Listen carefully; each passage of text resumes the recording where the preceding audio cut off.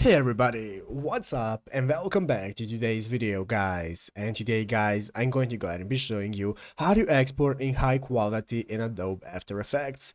This is a very simple thing to do guys, so make sure to watch this quick and easy video till the very end, follow my steps correctly so you can make sure this works the same for you and that you can do this yourself.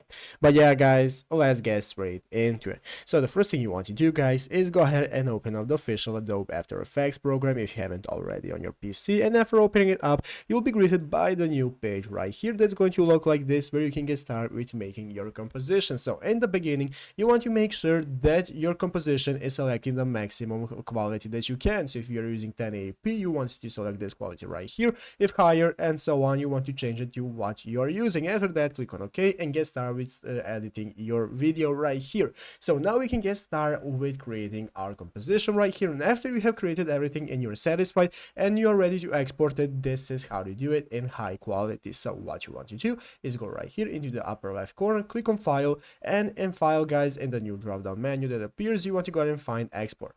After clicking on Export guys, as you can see, this is going to enable us to add to our render queue. So let's go ahead and click Add to render queue.